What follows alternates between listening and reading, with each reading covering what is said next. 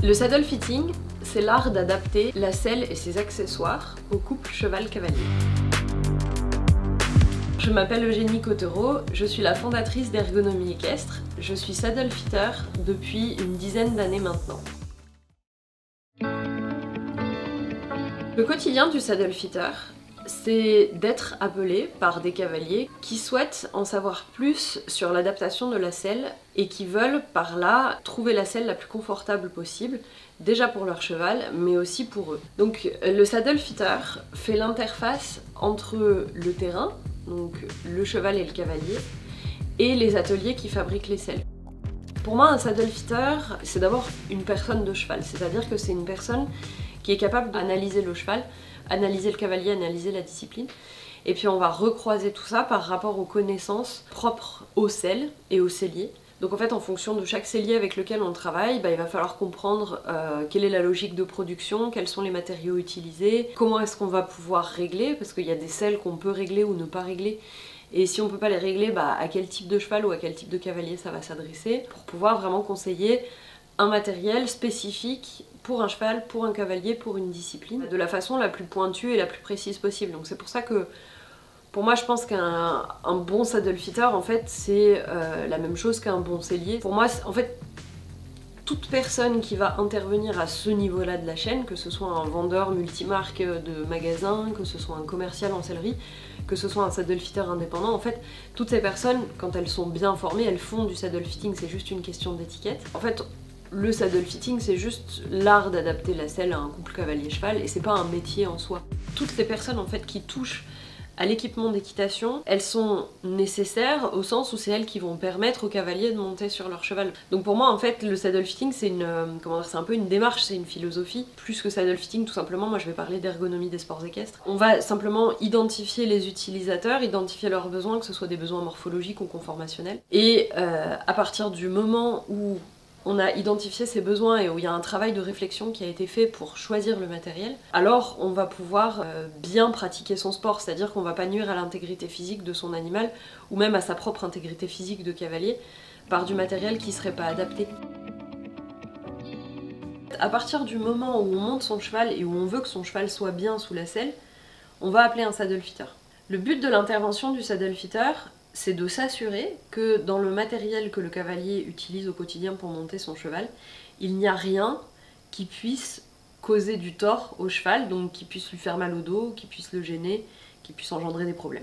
Le premier motif pour lequel les cavaliers m'appellent, c'est souvent parce qu'ils ont un problème de selle, du moins leur cheval a un problème, ils s'en rendent compte, et ils se posent la question de savoir si c'est la selle ou pas. La deuxième raison, c'est quand ils ont besoin d'une nouvelle selle, ils font appel à un saddle fitter parce que faire appel à quelqu'un qui a une formation qui est construite sur des bases scientifiques et ergonomiques, puisque c'est ce qu'est le saddle fitting, et pas uniquement une formation commerciale, c'est une garantie supplémentaire pour eux de trouver une selle qui conviendra à leur cheval et qui leur conviendra à eux. Une séance de saddle fitting, ça se construit en 3 temps, donc il y a avant, pendant et après la séance. Donc avant la séance, on prend des infos pour construire et préparer au mieux la séance. Pendant la séance, on analyse le cheval, le cavalier et sa selle, chacun de leur côté, et après on les met ensemble pour des analyses qui sont à la fois statiques puis dynamiques, qu'on fasse soit de l'optimisation de l'existant, soit un nouveau test de matériel. Et ensuite, après la séance, on fait un compte rendu et des préconisations, avec des petits conseils d'utilisation pour le quotidien en fonction du cas spécifique du cheval cavalier, et éventuellement un devis et une vente de matériel si jamais il y a besoin. Les principaux signaux d'alerte que le cavalier doit guetter, c'est des problèmes de comportement, ça c'est le premier point vraiment à vérifier. Donc que ce soit au moment du sellage, que ce soit au moment du montoir ou même sous la selle, un cheval qui donne beaucoup de coups de cul ou qui fait tout le temps des sauts de mouton au galop ou qui charge ses obstacles. Donc problème de comportement, problème de santé, que ce soit au niveau de la selle directement ou des problèmes récurrents à l'ostéo ou des dorsalgies que le véto n'arrive pas à traiter, des problèmes de boiterie, des problèmes de performance aussi. Les 3 choses à surveiller au quotidien pour être sûr que sa selle va bien, c'est déjà de s'assurer de placer la selle à la bonne place sur le dos du cheval. On voit quand même beaucoup de cavaliers qui ont tendance à sceller trop en avant, donc qui bloquent un peu les épaules de leur cheval.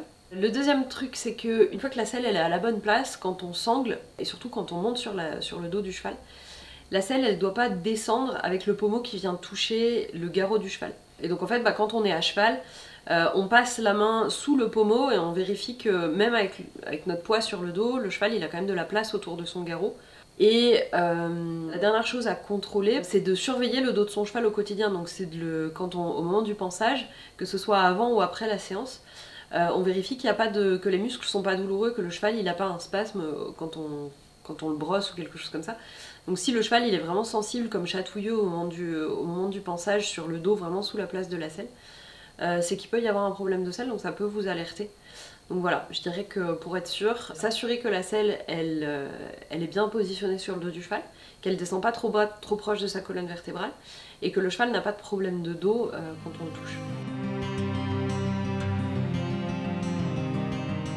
Est-ce qu'une fois qu'on a vu un saddle fitter, on est tranquille pour toujours? La réponse est non. Le cheval c'est un être vivant, il change, il évolue. Nous en tant que cavalier on est aussi des êtres vivants, on change et on évolue. Et le matériel de son côté, lui, il va progressivement se tasser, se dégrader plus ou moins, s'abîmer. Donc non, on voit un saddle fitter une fois, mais en fait on travaille sur un mode de suivi. On ne peut pas s'attendre à ce qu'une fois qu'on a fait voir la selle, ce soit bon pour toujours. Pour améliorer le bien-être dans les sports équestres, que ce soit le bien-être des chevaux ou des cavaliers, pour moi ça passe d'abord et avant tout par une bonne éducation. Pour moi déjà si on arrive en tant que cavalier à développer nos capacités d'écoute, d'empathie d'un côté et d'autre côté notre éducation et notre connaissance profonde de notre cheval, alors on va être capable d'être de meilleurs cavaliers.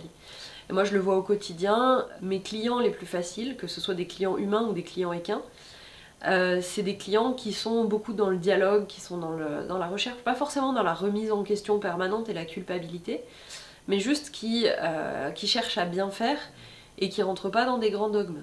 Il n'y a pas de grand dogme du pied nu, il n'y a pas de grand dogme avec mort ou sans mort, il n'y a pas de grand dogme de la selle avec arçon ou sans arçon.